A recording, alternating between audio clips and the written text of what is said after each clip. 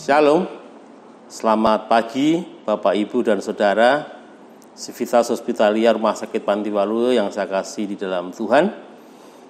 Bersyukur pagi ini kita kembali boleh memulai karya kita pekan ini. Namun sebelumnya, mari kita belajar akan firman Tuhan. Dan sebelum belajar firman Tuhan, mari kita akan berdoa.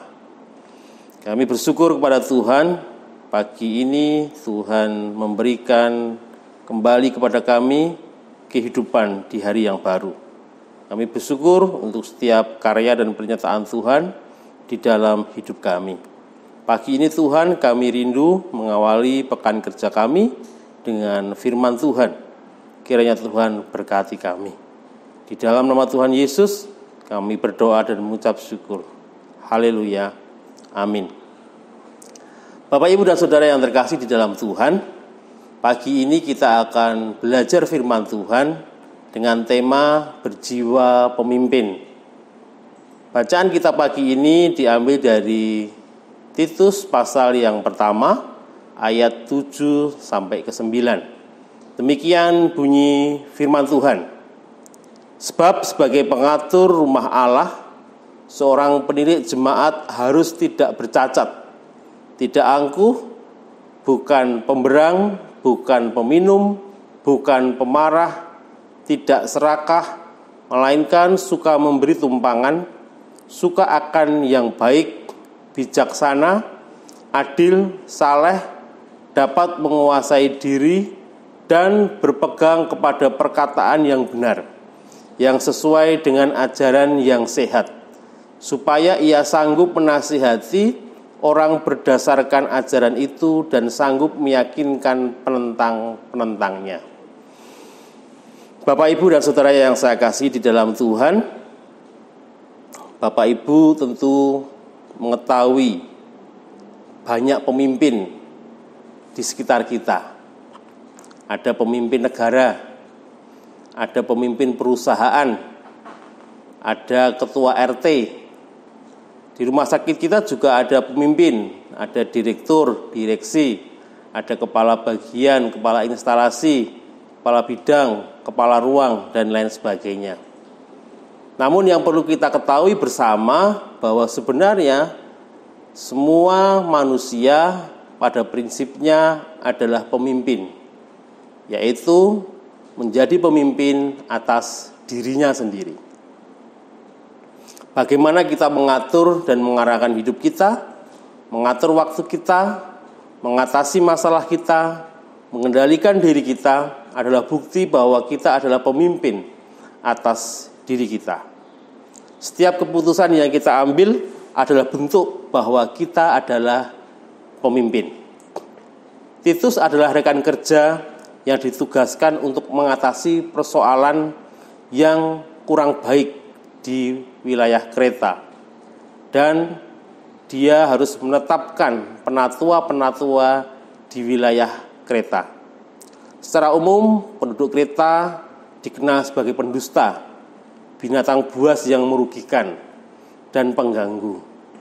Oleh karena itu, untuk menyelesaikan permasalahan di Kreta diperlukan orang-orang yang memiliki jiwa kepemimpinan, yang memiliki tanggung jawab besar untuk mengarahkan jemaat. Paulus membantu Titus untuk membuat kriteria penatua jemaat yang hingga sampai saat ini masih sering dipakai oleh banyak gereja atau bahkan sebagian besar gereja untuk menentukan, memilih pemimpin atau penatua jemaat.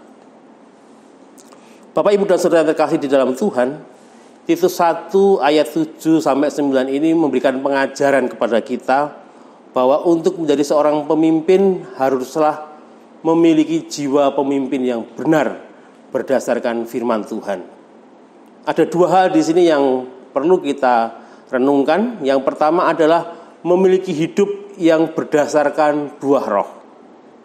Memiliki hidup yang berdasarkan buah roh. Pelayan Tuhan haruslah memiliki hidup yang dikuasai Roh Kudus, dan juga harus hidup memancarkan Roh Kudus itu sendiri dalam aspek kehidupannya. Bahkan dalam hal-hal yang sederhana sekalipun. Penerapannya bagi kita di Rumah Sakit Panti Waluyo adalah bagaimana kita memancarkan kasih Kristus dalam pelayanan kita, membawa shalom bagi setiap pasien dan keluarga yang kita layani, menunjukkan kualitas pelayanan kita yang sesungguhnya bersih, berkarya berdasarkan kasih, harus nyata dalam setiap pelayanan kita di unit kita masing-masing. Hal yang kedua yang perlu kita renungkan adalah memiliki dasar ajaran Kristen yang sehat dan sanggup untuk mengajarkannya kembali kepada orang lain. Hal ini penting karena ajaran yang sehat, yang benar dan alkitabiah akan membawa jemaat ke dalam dasar bangunan yang benar. Terlebih banyaknya ajaran-ajaran sesat, hoax yang menjerumuskan jemaat. Perlu komitmen untuk terus belajar, meningkatkan kapasitas dan pengetahuan untuk pertumbuhan iman. Bagi kita, karyawan Rumah Sakit Panti Waluyo, saring sebelum sharing. Banyak berita yang tidak benar, banyak hal-hal yang membuat kita terpecah belah, tidak fokus dalam melayani, menjerumuskan kita. Sehingga perlu kita selalu berpegang pada komitmen untuk belajar dan berpegang pada aturan, pada regulasi yang benar. Dan mari kita terus meningkatkan kompetensi kita masing-masing sesuai tugas kita, sehingga kita menjadi pelayan-pelayan yang berjiwa memimpin. Bapak, Ibu, dan Saudara yang terkasih dalam Tuhan, dua hal ini yang saya sampaikan kiranya menjadi berkat buat kita semua. Kita menjadi karyawan-karyawan Rumah Sakit Panti Waluyo yang memancarkan Roh Kudus di dalam hidup kita dan memiliki dasar ajaran yang benar sesuai dengan apa yang Tuhan kehendaki berdasarkan panggilan kita. Tuhan memberkati, mari kita berdoa. Kami mengucap syukur kepada Tuhan untuk setiap panggilan yang sudah Tuhan berikan bagi kami, sehingga kami boleh melayani Tuhan di rumah sakit ini.